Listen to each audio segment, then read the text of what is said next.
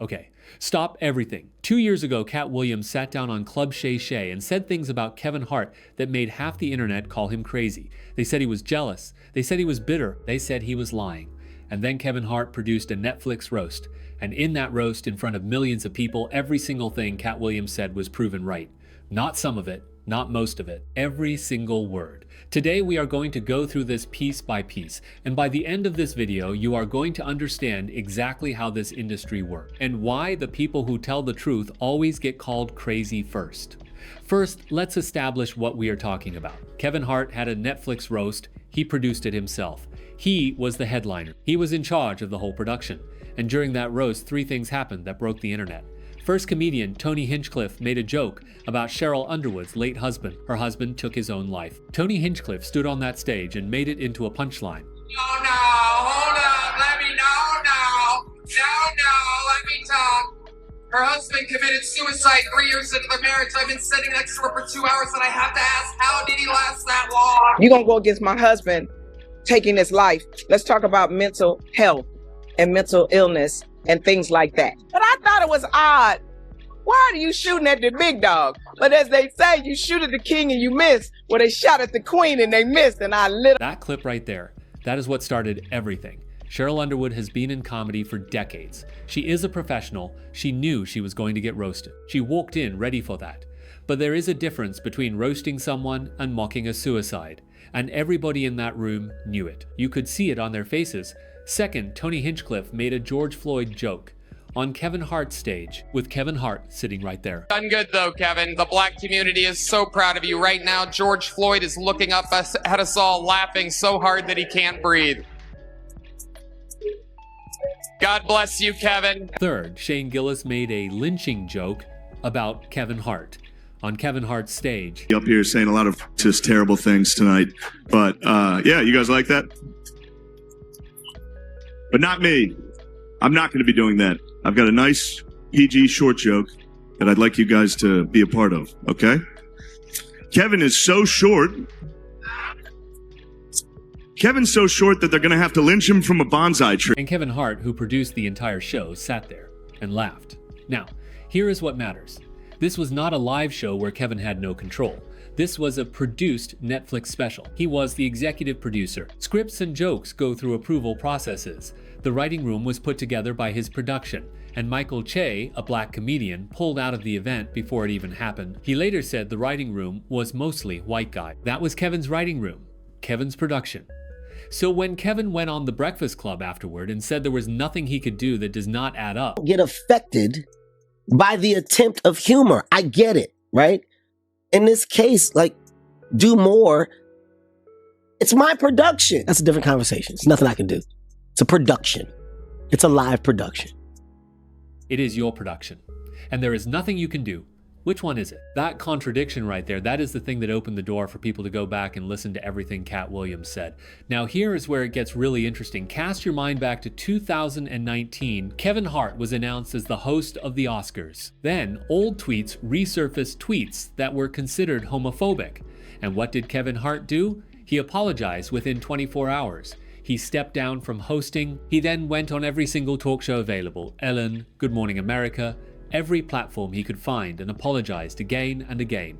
He practically begged the LGBTQ community for forgiveness publicly. Not the job at hand. By the way, remember when they accused Kevin of being homophobic after his old tweets resurfaced? This happened in 2019, shortly after Kevin was announced as the host of the Oscars. And what did Kevin do? He immediately apologized and stepped down from hosting the Oscars. But that wasn't enough. He then went on every talk show you can think of, apologizing again and again, and practically on his knees, begging the LGBTQ community to forgive him. I'm a little upset because I know who I am. I know I don't have a homophobic bone in my body. I know that I've addressed it. I know that I've apologized. I don't want to step on that stage and make that night about me and my past. So those tweets were unacceptable. But George Floyd? Execution jokes? Apparently that's totally fine in Kevin's book. He says we should just move on. 24 hours, every talk show. On his knees publicly. Now compare that to the roast. George Floyd execution jokes, we should move on and stop making it a big thing. Lynching jokes, it was a live show, nothing I could do. Jokes about a woman's husband who took his own life, comedians are going to do what they do. One group gets a 2-4-hour apology tour. The other group gets told to stop overreacting. And Kevin does not seem to notice or does not care that this pattern tells you everything about who he is afraid of, disappointing. This is exactly what Katt Williams talked about, not in theory, not as a hypothetical. He said it directly. And now we have receipts. Now let's go back to the Club Shay Shay interview, because this is where it all started. Katt Williams sat down with Shannon Sharpe and said things that the industry was not ready to hear. He said Kevin Hart was an industry plant. He said Kevin was handpicked not just because he was funny, but because he was willing to do whatever the gatekeepers asked of him. He said every single movie Kevin Hart did in a 5-year period had been on Katt's desk first, and Katt had turned them down because he was not willing to do what the roles required. Period. Every single movie that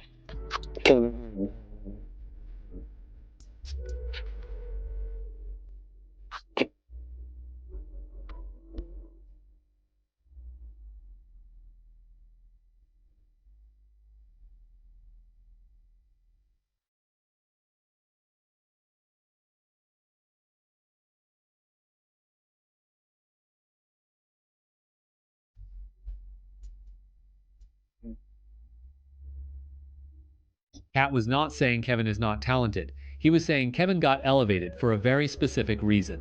The industry does not just reward talent, the industry rewards compliance. And Kevin, whether he realizes it or not, has shown over and over again that he will comply when it matters.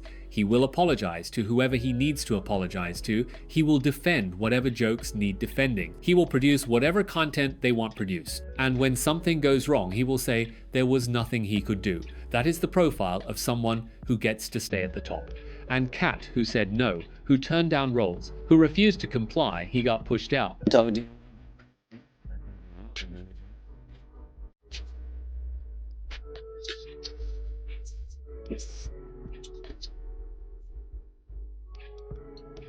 That line, right there. You didn't make it before they brought it up, did you? That is the most important line in the entire Club Shay interview, because it cuts through all the talking about personal choice and artistic freedom. Yes, Kevin made a choice. But the choice was made after the pressure was applied, after the offer was on the table, after someone decided that was the price of the next level. Katt is saying, I made my choice before they even asked. I said no before the offer came. And that is a fundamentally different thing. Now let's bring Dave Chappelle into this, because he is the most important comparison point. Dave Chappelle had a show on Comedy Central. He was making $50 million for season 3. He was at the absolute peak of his career, and he walked away from all of it. Why? He explained it on Oprah. He was on set filming a sketch, and someone in the audience laughed, and it was the first time in his career he felt uncomfortable about a laugh he was getting. Laughing at him.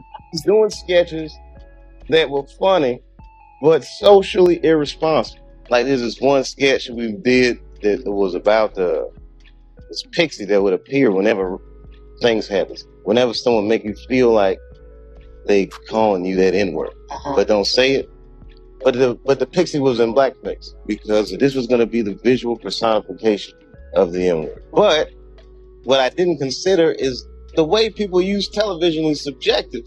So then when I'm on the set and we're finally taping a sketch, somebody on the set that was white laughed in such a way, and was the first time I'd ever gotten a laugh that I was uncomfortable. Dave realized something in that moment. The white audience was not laughing with him. They were laughing at him. They were laughing at the black image he was presenting. And the executives at Comedy Central who wanted him to do more and more of those sketches, they knew exactly what they were doing. So Dave left. He went to Africa. He walked away from $50 million. Now compare that to Kevin Hart. Kevin produced an entire show where that same dynamic played out, where black trauma became a punchline for white comedians, where the George Floyd joke got a laugh, where the lynching joke got a laugh, and Kevin stayed. Kevin went along. Kevin defended it. The difference. Dave Chappelle got offered a bag of money to perform stereotypes for a white audience laughing at him, and he said no. Kevin Hart produced an entire show where that same dynamic played out, and he went along with it. Now, there's a lot to be said about Dave Chappelle in the present day. That contrast is the whole story. Dave walked away from $50 million because he felt uncomfortable about one laugh. Kevin produced a show where people laughed at a George Floyd execution joke, and he told everyone to move on. One man has a line he will not cross. The other man has a price. That is not a judgment, that is an observation. And it is exactly what Katt Williams said was the difference between who gets elevated and who gets pushed out. Now let's step back and look at the bigger picture. Because this is not just about Kevin Hart, or Katt Williams, or Dave Chappelle. This is about how the entertainment industry actually works. And the podcast host broke it down in a way that is genuinely worth paying attention to. The system does not just elevate people who are talented. Talent is everywhere. There are talented people who never make it and mediocre people who get everything. What the system looks for is compliance. Specifically, it looks for people who will take the check, smile, stay in their lane, and never bite the hand that feeds them. Don't elevate people who make them uncomfortable. Think about it. Jokes about historical black trauma are fair game, but would Kevin go along if someone made a joke about the historical trauma of another group of people? You know what I'm talking about. If we're gonna be edgy, nothing is off limits, right? But clearly, some things are still very much off limits in Hollywood, and Kevin knows that. That's why they elevated him. They find the ones who will take the check, smile, stay in line, and never bite the hand that feeds them. And Kevin, whether he realizes it or not, fits that mold perfectly. When the Oscars controversy happened, he apologized in less than 24 hours and then went on every talk show to talk about that point right there deserves to sit for a second. The roast had George Floyd jokes, lynching jokes about a black woman's husband who took his own life. Would those same comedians have made jokes about the Holocaust, about September 11th, about other groups' historical trauma?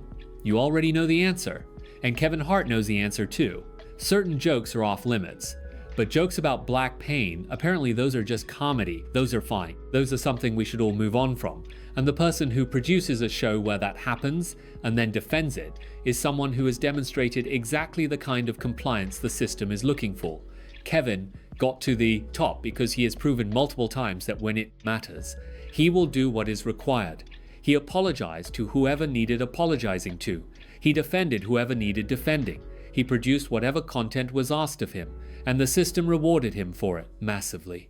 Now I want to talk about Sheryl Underwood, because in a story full of people doing the wrong thing, she did something remarkable. Sheryl walked into that roast knowing she was going to get dragged. She is a professional comedian. She has been in this game for decades. She understood the assignment. But what she did not know, or at least what nobody expected, was that they would go after her dead husband. A man who took his own life after battling depression. A man whose death she has carried for years.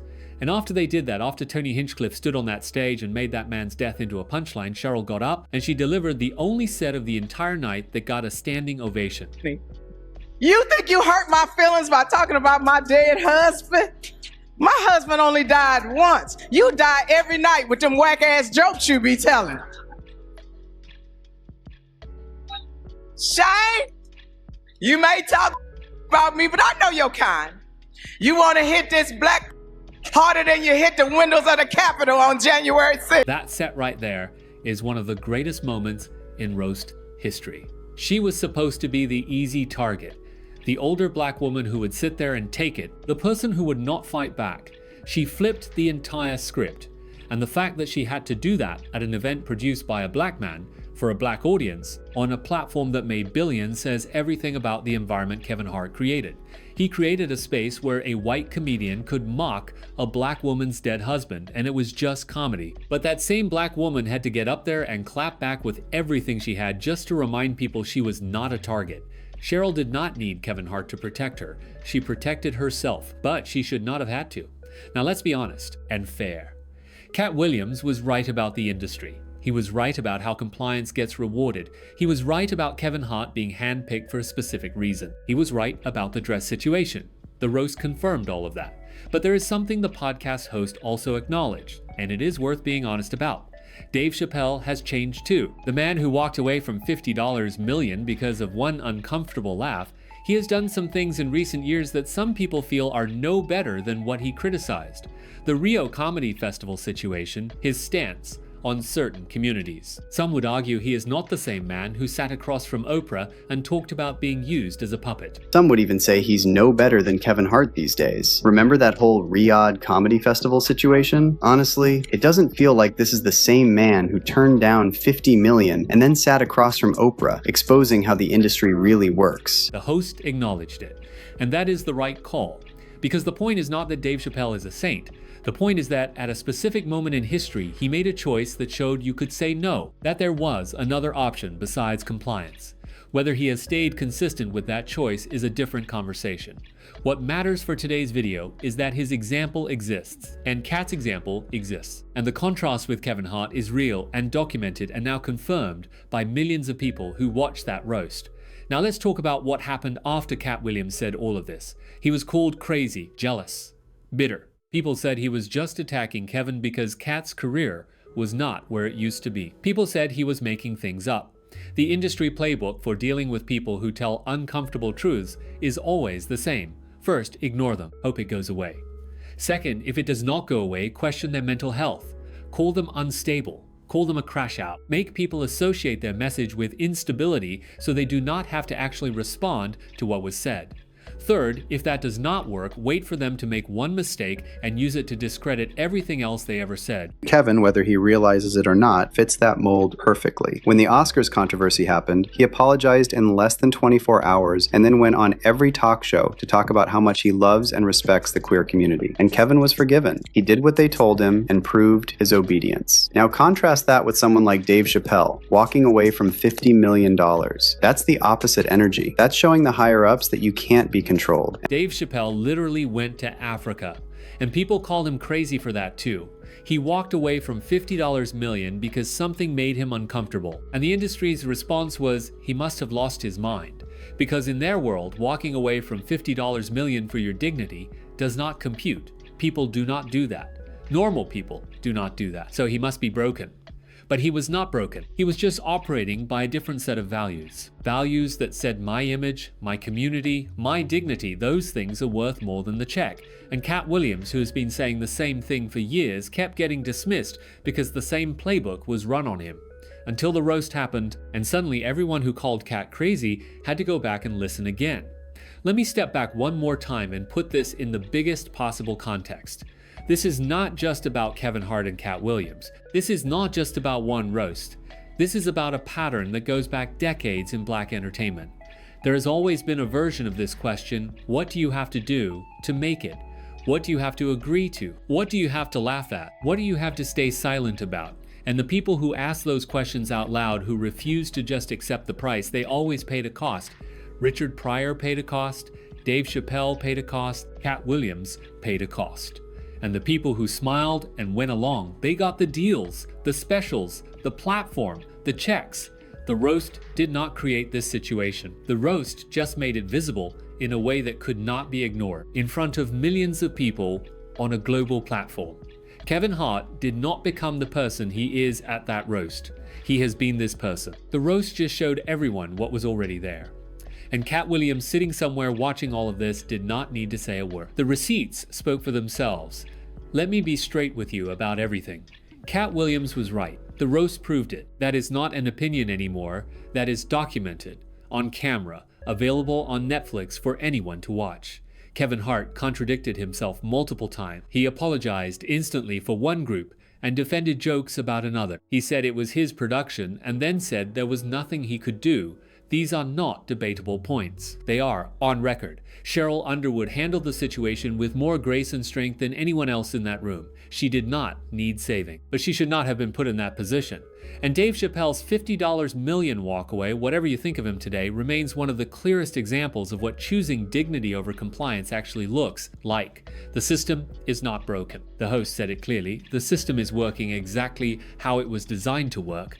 It finds the people who will comply. It elevates them, it rewards them, and it makes examples out of the ones who refuse. The only question is, now that you can see it, what do you do with that information? Now I want to hear from you. Do you think Kevin Hart knew exactly what he was doing? Or do you think he genuinely got caught off guard? And after everything Katt Williams said on Club Shay, do you owe him an apology for not believing him? Tell me in the comments. Because this conversation is not going away. And if this video gave you the full picture, not just the roast drama, but the whole system behind it, hit subscribe. Because this is what we do here. Full breakdown, real context. No sides taken. See you in the next one. Peace.